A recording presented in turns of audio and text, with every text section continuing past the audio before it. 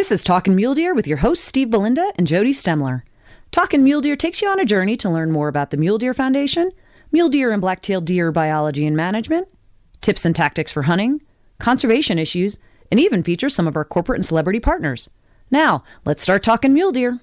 Hey, this is Jody Stemler. And I'm Steve Belinda, and welcome back to Talking Mule Deer. Yeah, it's been a crazy year, and we got all caught up, and you and I have been very busy on a couple of projects, and that took us out. And then, of course, there's hunting that took us away. So yeah, it's been since about August since we talked last. Yeah, so I'm just going to chalk this up to being a crazy year. But, as you said, I was fortunate enough to draw a couple tags, deer and elk tags. So I actually had a very busy fall with my hunting season. It went right into projects and then end of the year. So, yeah, it's Busy been a crazy time. But, through it all, I think we're still here, and I hope folks missed us. That's right. Well, we'll get into our hunting seasons and other things we need to talk about here because we have a lot of news about Talking Mule Deer and Mule Deer Foundation. But let's introduce our guest, who is one of our more popular and favorite people to have in the chair with us, Miles Moretti. Miles, how you doing? Good. I'll bet you say that to all your guests. We don't, because we've only had you repeatedly. Everybody else we've only talked to once. So no, okay. Miles. Well, and he approves things, Jody. So right, he so we have to be nice. Paychecks and that, so he gets that extra special attention. So yeah, Miles, we're really happy to have you on because you're winding down your time with the Mule Deer Foundation, aren't you? Yep, I extended my retirement due to COVID, and so I'm going to be here till the end of March. End of March, and then we're hopefully going to be getting a new CEO on, and we'll talk more about that one too when we get into it. But we're happy to have you in the seat again. So, Steve, kick us off. What are the couple things we needed to talk about today? Yeah, so I want to give our listeners the message that MDF is still going strong. We actually had a really good year project-wise, conservation-wise, even in the light of COVID. A lot of our projects stayed on track. We actually expanded in a couple areas, and we actually ended up doing more in 2020 acreage-wise and money on the ground-wise than we had in some of the previous years. And I think it was a double-edged sword. Although people couldn't get out and get together, we could put people to work out into the forest and the field doing habitat work. And one of the big things that happened in one of the projects that I manage is we wound down our first 5 years of sagebrush planting in southern Idaho. That's an agreement that we had with the Bureau of Land Management and the Idaho Fish and Game Department. And we ended up finishing our 5th year planting. And when I added all the numbers up, we ended up putting in about 532,000 shrubs on approximately about 30,000 acre area over the last 5 years. So that's a huge accomplishment. Wow. What's even more important, you've had great survival too, right? Because you're going back year after year and seeing how those shrubs you're putting in, right? If I'm not mistaken, you're saying you're having better than normal survival rates on that bitterbrush and sagebrush you're planting. Yeah, anecdotally, our survival rate was somewhere between 30 and 60%. They're getting the final monitoring plot numbers back to me. And I attribute that to a couple of things. A couple of things we control: the quality of the planters that we use to put the plants in the ground, making sure that every plant has the best chance of survival when it's put into the right substrate. And secondly, the moisture that we were able to get every year. I mean, it literally started raining as I was packing up the trailer and getting ready to move on this year. And that's happened every year, rain or snow, within hours of finishing planting. That's pretty nice. The third thing, and this is really beyond our control, is the quality of plants that we get from the nurseries.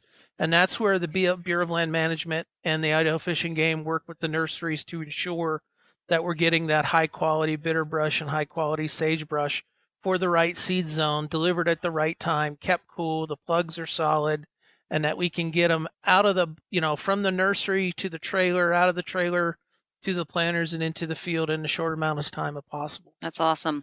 We've also done a lot of stewardship stuff. Miles, do you want to tell us a little bit about some of the stewardship projects that have been going on? Well, I've kind of turned a lot of this over to Steve. That's why I hired him. I used to have That's to kind what of director of monitor conservation does. Yep, yeah. And so it's been nice to be able to, take that off my plate and focus on some other things, especially during COVID-19. But I got to say, the stewardship program is exceeded the vision I had several years ago when I started it, and just continues to grow and to get more popular. And even out in California, where we had such a devastating wildfire season, we were able to accomplish more acres out there than we have in any other year. And people are on the ground working right now as we speak, and with projects in Colorado and Utah, that's been just phenomenal. So it's a great program, and what if a lot of people, when we say stewardship, they really don't know what that means. That basically we're cutting or thinning trees and creating wildlife habitat. An interesting thing happened to us up on the north slope of the Uintas on the Wyoming-Utah line. While they were in there working, deer and elk were moving in right behind the equipment and munching on the aspens and things that were there, and so they're pretty phenomenal how successful they are. And a lot of people think when we talk about cutting trees, we're talking about clear cutting. We're not. We're thinning and generally open up that forest canopy. So great program. It's thinning. Yep, Yep. mastication, where they Yep. have the grinders that go in top down and just chew up. That's a big part of what's going on here in Colorado, out on the Grand Mesa Uncompahgre National Forest, where we've got a project. There's also a regional conservation partnership project in Arizona, and they've been doing a lot of that mastication as well. So it's really helping the agencies to get more work done on the ground than they can do themselves because of budget shortfalls. There's a cooperative agreement that we have with them, a shared stewardship agreement, if that's the best way to put it, that allows us to do the work for them on these federal public lands. Well, the interesting thing is we can, when we do our contracting, we use the same contractors that they do, but we can kind of get more out of them than in some of the bureaucracy of the government and stuff. And so we really like doing this work for the agencies, because the contractors are eager to work with us. They know our system now, and we have contractors all over the country that sign up to bid on a project. And we, when we first started this, we'd have 1 or 2 contractors bid on a project. Now we may have 8, 10, or 12 interested in the project. So that's really, awesome. really, helped us on getting more work done more efficiently. And Jody, I would be remiss not to identify our leaders in this area for MDF. Stan Baker, who's an old stalwart, an old graybeard in this business, but probably knows more about habitat issues than most people would ever want to learn. And Kevin Zeman, who's just been, a rock star out in California and the other regions on the West Coast. They really have taken the role as leaders for this type of approach to working with the Forest Service and taking it to a new level. And the growth and success we had is directly attributed to those 2 individuals. Yeah, it's great stuff. And what I was going to say is that you've probably noticed that MDF has really stepped up our social media on Facebook and Instagram. And over the summer, we have posted some videos and some information about some of these projects. So if you'd like to get some more information, our viewers, they can go online and check out on Facebook or Instagram if you're not following already. It gives you a good chance to check up and learn more about the projects in Colorado and California. We had some local press in California as well, some television news stations and things like that. So it's a really, really positive, proactive way to manage public lands and our wildlife habitats, which is awesome. So, well, what I was going to say is this has really opened up how people look differently at forest management. Doing nothing didn't work, and it maybe exacerbated our problems and created these fires to be bigger. And when you add climate change and drought and all the things that are going on, and then of course out in California we've had this huge loss of life and property because people have built up into these areas that haven't been managed for many years. And wildland urban interface. Yeah, and it helps wildlife, but it also helps the local communities that live near these areas. So yeah, so the stewardship and the conservation programs on the ground have been great, but Miles, you and Steve have been very active on legislation. In fact, one of our big things that we did in a podcast that I'm particularly proud of was what we did with the Great American Outdoors Act. But there was more that happened. There was the ACE Act, the American Conservation Enhancement Act, just this past in late December. The omnibus appropriations bill got passed, and that included the funding for the first full Great American Outdoors Act funding for Land and Water Conservation Fund. And there was, may not have the numbers exactly right, but something to the effect of 20 million in BLM funding for the sportsman's access to making public lands. There was like 17 in U.S. Forest Service and like 15 for the U.S. Fish and Wildlife Service. So suddenly programs that were getting maybe $2 million a year for access to get to landlocked public lands or difficult to access public lands are now looking at about $50 million, which is a pretty big deal. Tell us a little bit about some of the legislation, and also let's talk through transition, because we're going to be seeing an entirely new Congress and a new administration coming in. What does this mean for mule deer? Well, I'll tell you, the one thing I wanted to remark about was that, Congress always seems to be divided, and we have a lot of, in the political arena, a lot of division, but the Congress came together on conservation this year. And that's something that I think we can look back on the last 2 or 3 years here and say, wow, we accomplished a lot, and sportsmen and women are going to be able to, and wildlife are going to be able to reap the benefits of what these acts provided in access and in land acquisition, in habitat improvement. It's just amazing what we've been able to accomplish, and luckily there's going to be funding to help us accomplish that.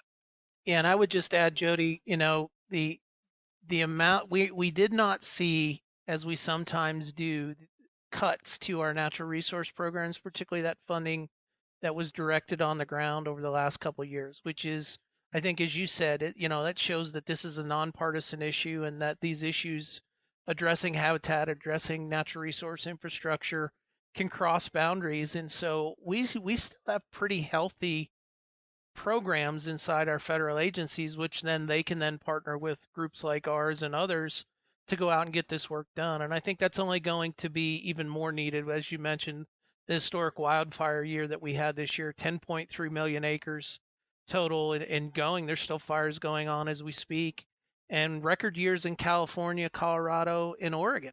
Yep, 3 biggest fires in Colorado state history. And we could talk a little bit about the one we're going to be working on the West Slope of the Pine Gulch fire. We were in August. That was 139,000 acres, and that eclipsed the Hayman fire, which was our biggest fire. And we were all kind of sober about that, and it's huge mule deer country, and we're going to be doing some work in that area, hopefully. But then come September, we have 2 monster fires that eclipse that, over 200,000 acres or so. So it's really crazy. And those were, as Miles, as you were talking about, that was beetle kill. Pine forests that had been insect death and not being able to clear out, and they just were tinderboxes and hot, dry weather and lots of wind, and they went nuts.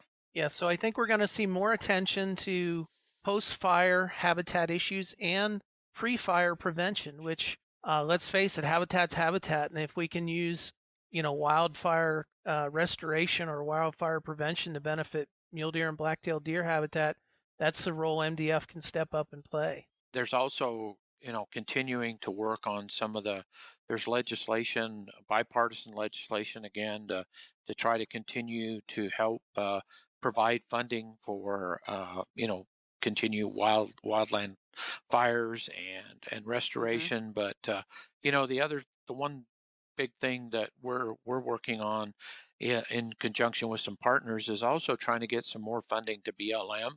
When we hear all these fires in the West, everybody assumes they're on Forest Service, but there's a lot of this that's on the Bureau of Land Management land, and that's really some critical winter range for mule deer, habitat for sage grouse, antelope, a lot of over 300 species, and so that's a big thing that we're also trying to make sure that we can get funds to work in those areas.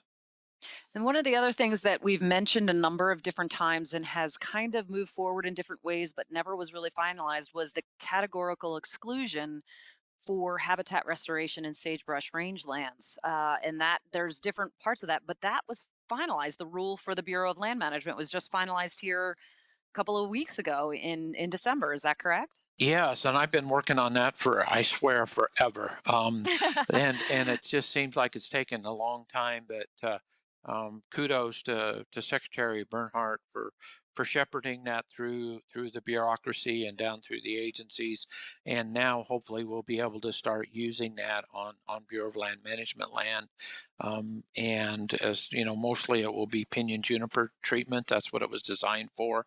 And the two species that will probably benefit the most will be mule deer and sage grouse. Yeah, that's we were just up hunting out in northwest Colorado just this past weekend, a couple times actually over this last month, and it's just beautiful rangelands, sagebrush rangelands, and we saw a whole bunch of sage grouse tracks and a whole bunch of mule deer in that area. Which is just really neat to see. Unfortunately, we were looking for elk, and for most of that time, we weren't finding them. So it really makes it hard to be happy about mule deer and sage grouse when you're looking for elk, but but it is great habitat, and you can see where those types of treatments would be really important. So with that in mind, let's talk a little bit about what we can expect in the coming year. What does 2021 look like for some of our conservation projects? How are we looking into how things are going to happen for COVID? Tell us a little bit about what you see coming down, particularly Miles, since you're kind of on your last couple of weeks here with us. Well, yeah, Sadly. yeah, I think there's a lot going to happen. I think with the vaccines, you're going to see COVID take, they're saying until maybe May or June to be able to, get enough out there where we're got back to some sort of normal, and that, also we have the transition from one administration to another. There's always a huge difference between the two parties when they come in. Some benefit us, some don't, and so we're kind of waiting. We're talking to the transition teams and trying to get input into those. And in fact, we're trying to pull together a call with all the major CEOs of sportsmen's groups to try to deal with the transition team, with the Department of Interior and Department of Agriculture. But as far as conservation projects, and Steve can elaborate more, but I see us having probably the best year ever, because we've got several grants in the works, and the funding that came through this last year through some of these bills being passed and budgets being better in the department. So I'm optimistic, and that's the one thing as I go into retirement, I'm going to really, really miss the conservation projects that we've been doing and the way we've been able to grow that program. Yeah, Jody. So some of the conservation project and program work that I'm excited about, of course, Miles and you both mentioned, there's going to be a huge effort to try to get the new administration and the new folks in agencies up to speed on our issues. We're going to know some of them. There's going to be some carryover, particularly with career officials, but we're going to see a whole new Department of Interior and Department of Agriculture. And so there's going to be, that learning period. We're also going to see some changes at the state office level. We're getting some new governors, and every 4 years it seems like there's always a turnover in our state fish and wildlife agencies. So getting those folks up to speed. But we've got great relationships, and we're going to build on those and reconnect to the new administration. We expect our stewardship program to remain strong. The first half of the year will probably be, not taking on a whole lot more, just so we can see how the COVID issue and how some of the budget issues are going to play out. But we do expect the second half of the year for us to continue to grow on that. We use the term shared stewardship, and it really encompasses a lot of the habitat work that we do with the federal and state agencies. But we're looking to actually put more partner biologists, foresters, and range specialists in state and federal offices, sort of like what we have in Arizona and Idaho right now. We actually are working on two. They'll be in key positions in the West, and we think that's going to really help focus some habitat work in those areas of greatest need. Of course, our migration corridors and crucial winter range initiative is still going. we're now going to be seeing the results of the first 3 years of collar data that went out to the states on research coming back in. So we're going to be able to start letting the deer tell us where we need to be looking and evaluating for habitat work. So that's super exciting. And Lucas Olson, who works with us as a shared biologist on the migration work, is really going to be helping us lead that effort. That in conjunction with the new agreement we have with the BLM to look at those herds that cross one or more state boundaries and they get lost in the shuffle because the states can't really put the full effort. We're actually got a new partnership with BLM to start looking where those are at, where those herds are using BLM lands, and how we can best help those herds that are crossing state lines. Oh, and then finally, it's a new initiative that we're starting. It's going to be called the Priority Herds and Landscapes Initiative. And really what we're trying to do is we're trying to use the geographical and geopolitical and administrative boundaries to line up our resources to where the needs are different, and then really focus in on those areas and do a deep dive on with our partners, particularly our state and federal agency partners, to figure out which herds and which habitats need our help the most, in those areas where we're not duplicating efforts, but we're actually filling a niche, and that we can have the biggest bang for the buck and the maximum conservation impact. And then we can be aligning our chapters, our members, our fundraising into specific areas like the Northern Great Plains or the Pacific Northwest or the Desert Southwest, so that we can then be most effective, but also really position ourselves to fundraise and go do habitat work in these different areas and not maybe bog down some of the resources that are in a different habitat type or a different part of the country or dealing with a different agency. And then, within those, we hope to identify projects that those members and those chapters that may not have mule deer in their backyard but want to contribute to the work that we do in the field can then apply that money to that. So that's really exciting, and I think it's in line with what a lot of other groups do, but it's really, we're growing this from the ground up because we've been able to work over the last 25 years, and over the last 5 we really figured out how we can specialize in each region to maximize that impact that MDF has in those areas. Yeah, I was going to mention when you were talking about Lucas and the migration corridor mapping process.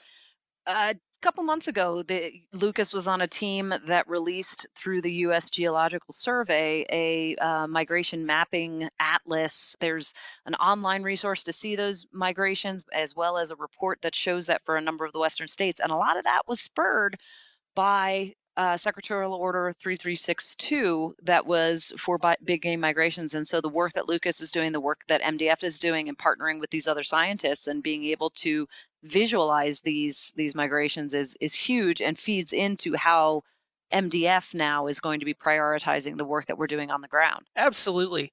And what's different, Jody, and you and I have been in this business in Miles is a long time.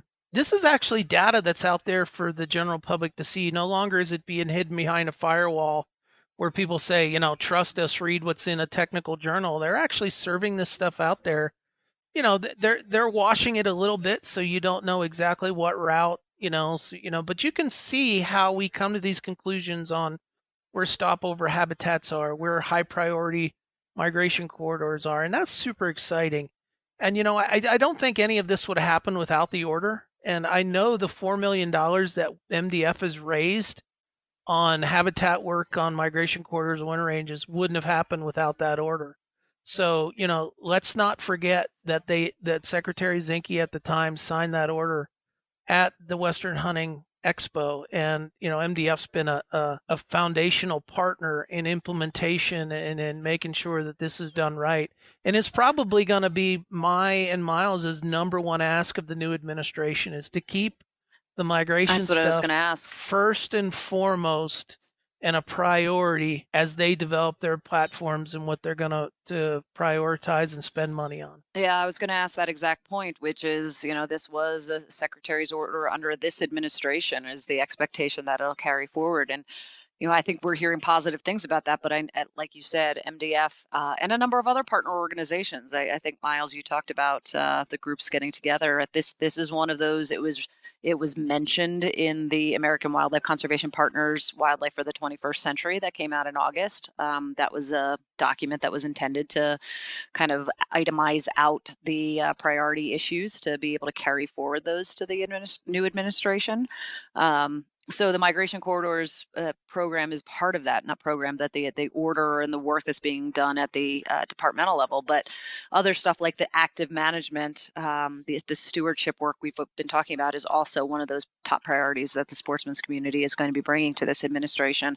And I think it's important to recognize that we go back and forth on administrations all the time. They're different. There's some goods and there's some bads with each of them, and you work with who is there and to get the priorities identified and work through and figure out what their interests are and where they line up with the ones you're working on. So this is not unusual to go into a new administration and have things change, and we're going to be working on it very closely along the way. So we've been talking a little bit about what's going on with the transition with the new administration and other priorities, but we have a little bit of other stuff that was one of the main reasons why that kept us away from doing podcasts, which was hunting. Steve, you took off a month to do hunting, and Miles, you drew kind of a primo tag. So who wants to start? Well, I have to caveat that, Jody, that I was going out almost every night to check my email and sign contracts and make sure everything flowed freely. But yeah, I was fortunate. But you weren't exactly in a place where you could record a podcast. No.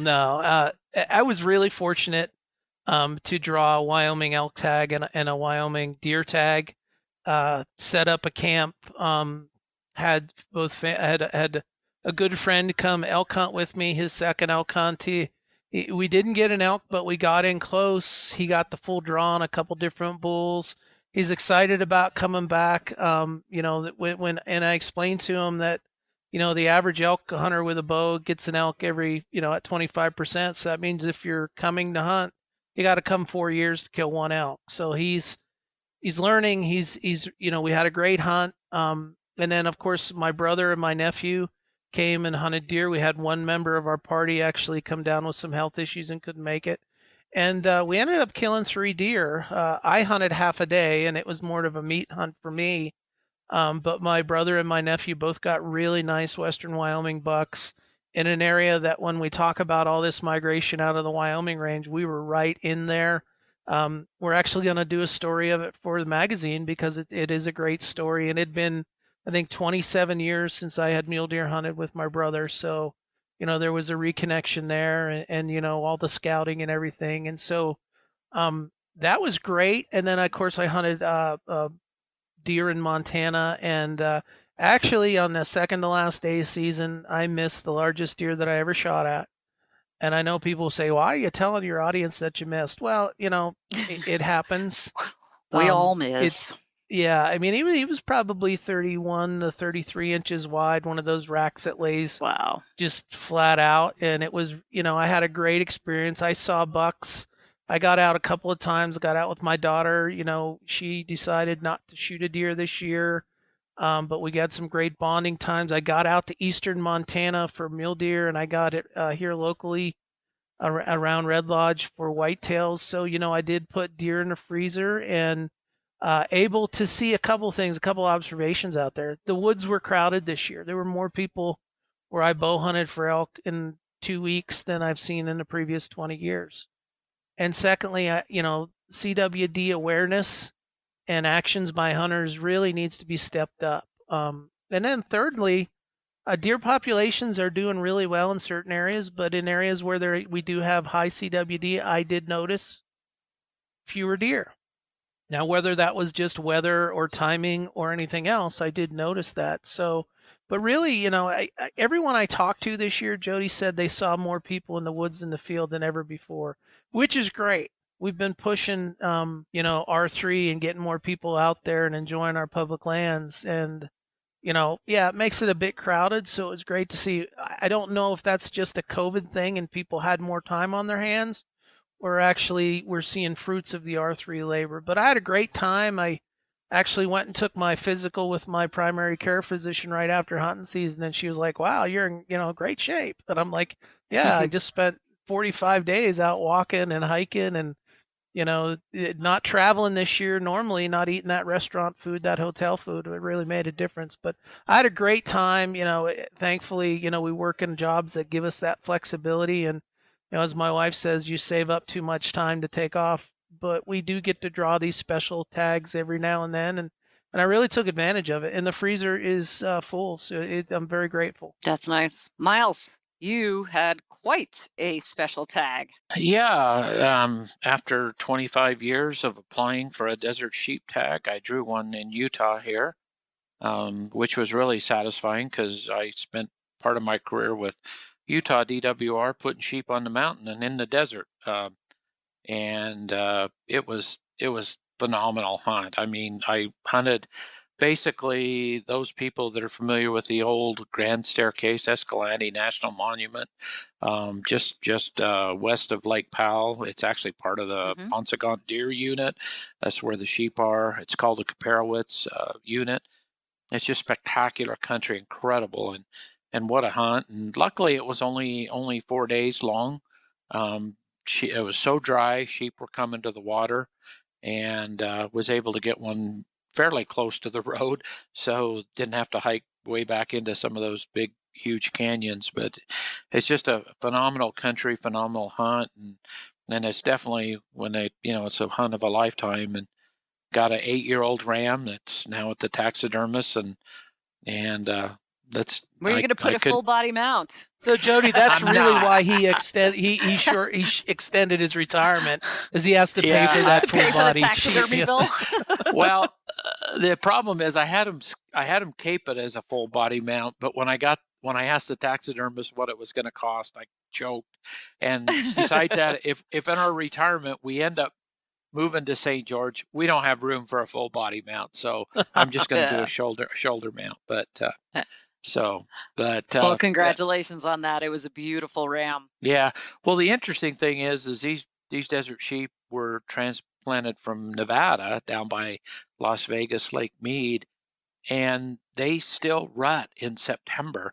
So the rams were with the ewes and lambs, and and then the native herd that still exists there, you can tell them because they rut later in the year, and it's a pretty interesting phenomenon. But it's literally right on the Arizona-Utah line, and so it's in that pretty dry, deserty country. Yeah. Some of those desert sheep we brought up in my time at DWR near farther north into Utah, they adjusted their rut to later in the year. Wow, interesting stuff. And you also killed a deer up in Wyoming too, right? Yeah, well, I did have a mule deer hunt in between there that didn't work out too well, just a general season hunt. We were trying to get a young guy that had never killed a mule deer, and we never did get him one. So that was kind of my bummer hunt. But then I hunt a ranch in northeast Wyoming, and we have a group that goes up. It's just a phenomenal ranch to hunt just outside of Sheridan, and one of the highlights of that is one of my friends there, their daughter got her first white-tailed deer, and that was pretty neat to see that next generation coming up. So love hunting that ranch. Yeah, and Jody, you got out. You got out a little bit, didn't you? We have gotten out. Yeah, I was able to kill my second big game animal. I got another antelope buck in early October, and that was an awful lot of fun. We did a lot of upland bird hunting in the early season for grouse. We were up in eastern Montana for prairie grouse, and a lot of that is for my daughter's jewelry. She makes earrings using the feathers from the birds we hunt. So it's a great excuse to get out hunting for us, but it's also, there are some really beautiful earrings. So we got some new sharptail. That's one of her favorite feathers, and we needed some. So that was a good excuse to go up to Montana, and also got some prairie chicken, greater prairie chicken in Nebraska. We were up there, and some more pheasants. And then my husband had a very good bull elk unit tag this year, and so we spent a lot of time scouting up there over the summer, and then got him set up. And he didn't kill the monster he was hoping for, but he did get a nice bull. So we then spent quite a bit of time processing that and my antelope, because actually my antelope, I shot that the weekend on the Saturday, and we all left 2 days later to go get his camp set up. So it was a pretty quick turnaround. So my daughter and I are getting really good at making summer sausage and snack sticks from the elk and the antelope. So we have some great snacks for our hunts, which has come in handy because now we're trying still very hard to get my daughter her first elk. She's had a tag 4 years in a row and unfortunately been unsuccessful every time. So we've been going up we've gone 2 different times up to far northwest Colorado, kind of on the Utah-Wyoming border, looking for elk, and it's been a little bit frustrating to say the least.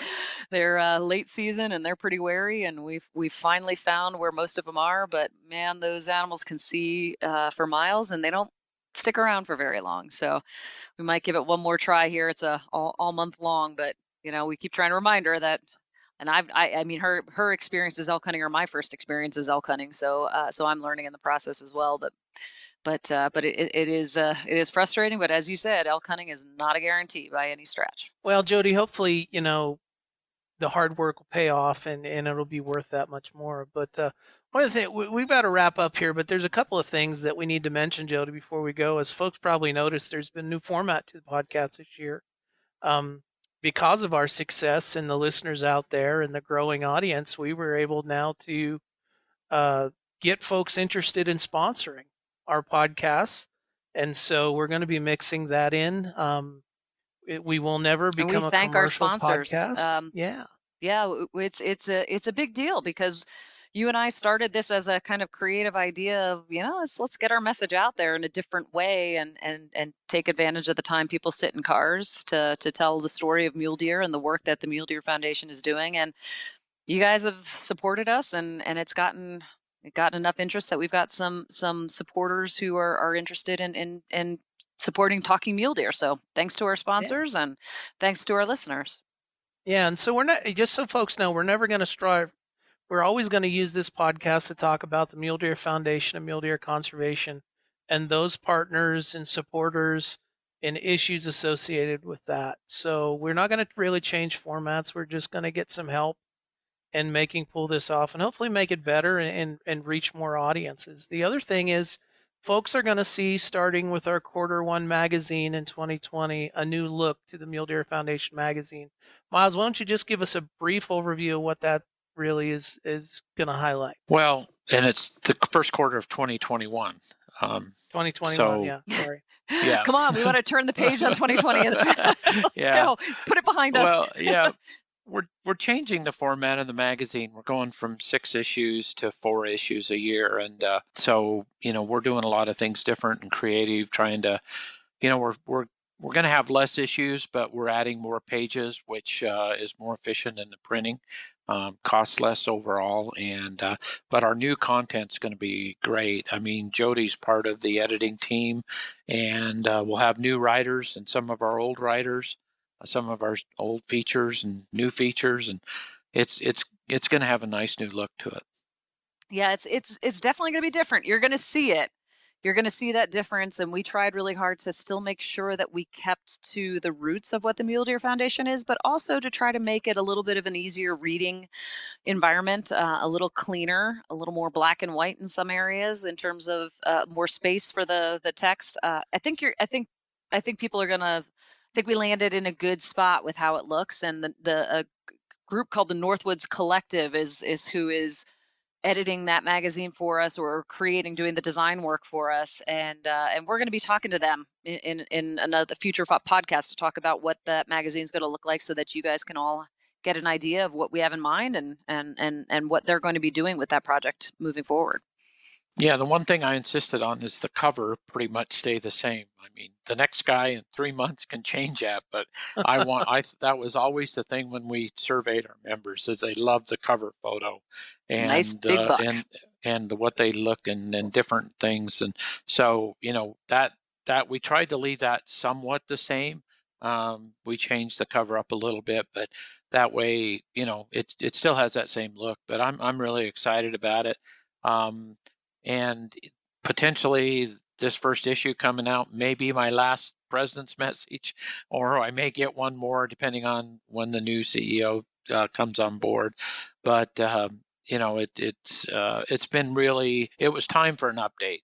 The last time we'd updated was about 10 years ago, and times have changed, and producing a magazine 6 times a year was really getting to be a lot, and so I think we've struck that balance with helping our members, new content, fresh content, but still retain some of that old flavor, like Jody said. Yeah, and you'll still see we've got all of our state spotlights and regional updates, so you can find out what's going on in MDF in your state. And we also we're expanding the conservation program's storyline and keeping a number of our normal contributors in there, Mark Kaiser and Jim Heffelfinger, but we are getting some new writers in there that hopefully brings some more storytelling to the book as well. So we hope you like it and see the value that we do in the new design and the new opportunity. It's going to be interesting to get my first one dropped. It's always different when you see it on a computer to see when you get that hard copy in your hands. So I'm looking forward to it. Yeah, and one of the things too is with this new company that's helping us put the magazine together, they do some other magazines, and they had some different sponsors, advertisers that they're bringing to the table and helping us with, and some of our old sponsors have really stepped up and really embraced this, and so you're going to see some new companies advertising with us in a new magazine. Well, Miles, Jody, I think it's time that we're going to have to wrap this up for today. I do want our listeners to know we do have feedback opportunities for here at Talking Mule Deer. If you want to send us your ideas for future topics, it's podcast@muledeer.org, or you can weigh in at social media. We have a Talking Mule Deer Facebook and Instagram page, or just the Mule Deer page. We're happy to take your suggestions, and hopefully, we can make this a better for all of our listeners. So we appreciate you as our listeners. Miles, we appreciate you, and this very well could be our last podcast with you, which is going to be disappointing because I'll never be able to say again our favorite Talking Mule Deer guest is on with us again. Unless we bring you back. We'll find a way to bring you back. Yeah, you'll find a new favorite. I'll come back. No. We're not fair weather friends. I'll come back as CEO emeritus or something. So there you go. We'll bring you back to reminisce about the times we had. But we are looking forward to the future of MDF. I think that the future is bright. We've had our challenges this year, as has everybody.